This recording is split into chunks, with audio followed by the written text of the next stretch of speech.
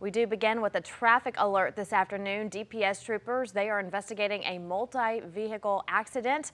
This happened near Taylor's Bayou on Highway 73 in Jefferson County. A commercial vehicle was involved. Troopers and other emergency personnel are still on scene. No reports of any injuries right now. They have not told us the extent of those injured. You're urged to use caution if you're driving in that area. We do have a crew on the scene, and we'll keep you posted on this major accident, again on Highway 73. It's been a constant debate, wearing a face mask or not wearing one during the coronavirus pandemic. So this afternoon, Bob Buckaloo explains why it's so important to wear a mask. So here's what happens when we sneeze. Thousands of droplets linger in the air. And if the person who sneezes has the COVID-19 infection and we're nearby and not wearing a mask, we risk catching it ourselves. Even if the person walks away, those droplets can remain in the air for more than 10 minutes. And it's not just sneezing. The National Institute of Health says that even when we talk, we shoot saliva droplets into the air. If the person talking has the virus, we might catch it too. The spread of COVID-19 through the air was one of the findings of new research conducted by UT Austin, Texas A&M, and 2 California universities. Published in the Proceedings of the National Academy of Sciences, the research said airborne transmission via respiratory aerosols or droplets represents the dominant route for the spread of COVID-19. The university researchers also looked at data from COVID-19 outbreaks in Wuhan, China, from Italy, and from New York City. They determined that while social distancing and stay-at-home orders were somewhat effective in slowing the spread of the virus, requiring the wearing of face coverings was the main determinant in stopping its rapid spread. A belief in face masks that's shared by physician Dr. John Carlo, who serves on Texas Medical Association's COVID-19 task force. So to me, there's a real profound kind of statement that is made when you're wearing the mask properly. It's saying that, you care, that you are, worried about the community, and you want to make sure, especially those that are at higher risk for infections, don't become sick. Regardless of how one feels about wearing a mask, the scientists' message is clear. They concluded wearing a face mask in public corresponds to the most effective means to prevent interhuman transmission of COVID-19. There's another opportunity for you to get tested for COVID-19 today. Mount Calvary Missionary Baptist Church in Beaumont is providing testing right now. This started at 9 o'clock. It ends at 3. To register before you show up, you can call that number on your screen. That's 860-8145. New this afternoon, 13 football players at the University of Texas have tested positive for COVID-19. The positive test comes just 4 days after the start of voluntary football workouts. According to school officials, all 13 players are self-isolating, while 10 other student athletes are in self-quarantine and are asymptomatic. Just last week, UT reported 2 players were self-isolating after testing positive. Lamar State College Orange is confirming 1 positive case of COVID-19 and another potential case, both involving students. The college is working with the health department to follow up with others who may have come into contact with the 2. They're also deep cleaning classrooms. Lamar Orange is working with the students to ensure they are able to complete coursework while they are in their required 14-day quarantine.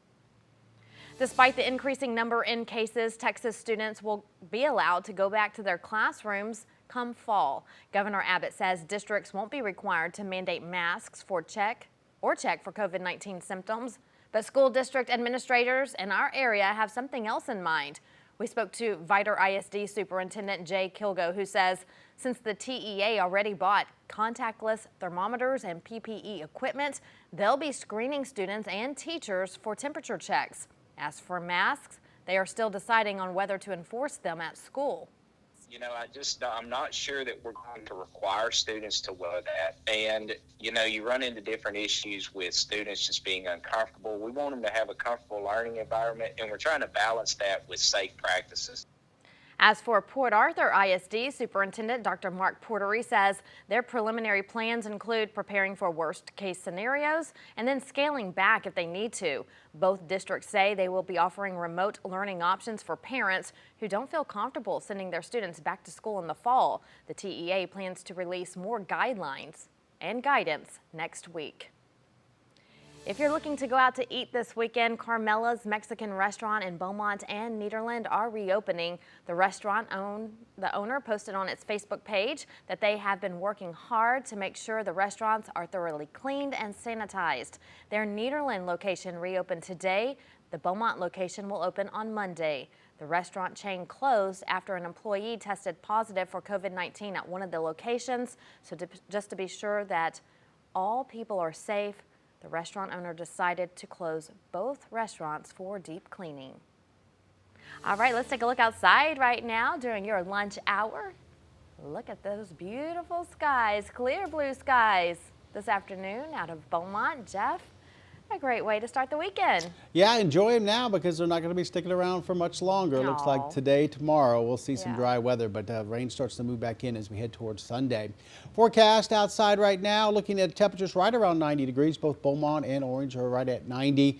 87 in Port Arthur. We're seeing upper 80s through the lakes area.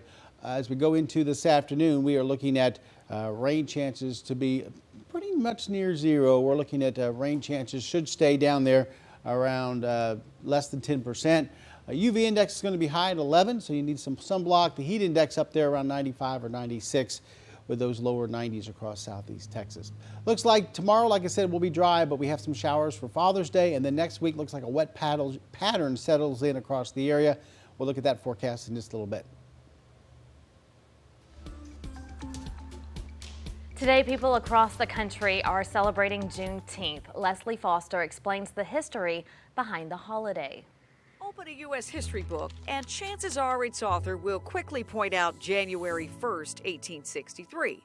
The date President Abraham Lincoln, with one proclamation, orders and declares that all persons held as slaves shall be free. What that same history book might fail to mention is what happened to these words once they arrived on the shores of Galveston, Texas, more than 2 years after Lincoln wrote them. In the 1860s, word didn't travel like it did now. And in 1865, months after General Robert E. Lee's surrender, word of the end of the Civil War had yet to hit the southern state and its 250,000 slaves. And then came General Gordon Granger's arrival in Galveston, June 19, 1865. And General Order Number 3, all slaves are free. Juneteenth was born. While Juneteenth celebrations continued to varying degrees in the U.S. for decades, it would take until 1980 for Texas to become the first state to declare it a holiday. Today, 47 states recognize it and the District of Columbia. A chapter of our history, for far too long left out of the books designed to document it. But no longer. Juneteenth, or as the National Museum of African American History and Culture now calls it, our country's second Independence Day. For more information on Juneteenth, you can check out our website, 12newsnow.com. We have an article sharing 15 things you may not know about the holiday. And here are some local Juneteenth events happening today. The Beaumont NAACP chapter is having its annual Juneteenth celebration. This will be held at Martin Luther King Park in Beaumont. There will be food, music, guest speakers. It starts at 6:30 tonight. And the African American Cultural Society in Port Arthur is having a Juneteenth festival. It started at 10 this morning. That's when things kicked off at the Jefferson County Sub Courthouse. Then at 6 tonight, a vehicle caravan will travel from Stillwell Boulevard to Barbara Jacket Park. Food and drinks will be provided. In Tulsa, Oklahoma, the crowd is growing for President Trump's upcoming rally. Hundreds are waiting in line to hear the president speak at Tulsa's Bach Center tomorrow. The mayor of Tulsa declaring civil emergency ahead of the rally and setting a curfew for the area around the site. The 19,000-seat venue is expected to be full of supporters. Health experts are concerned about the spread of COVID-19 with so many people gathered together. Along with hand sanitizer, masks, those will be handed out. However, they're not required. This will be my 36th rally in 19 different states. We're here for one thing, and that's to support our president, and people are trying to stop us from doing that. If I get it, I get it. If I don't, I don't. I keep a distance from my customers. Anyone within a 6-block radius during the rally is subject to arrest. A number of businesses have already boarded up in anticipation of any possible violence, so they are getting prepared for that, and they will be prepared for anyone who may show up causing disruption.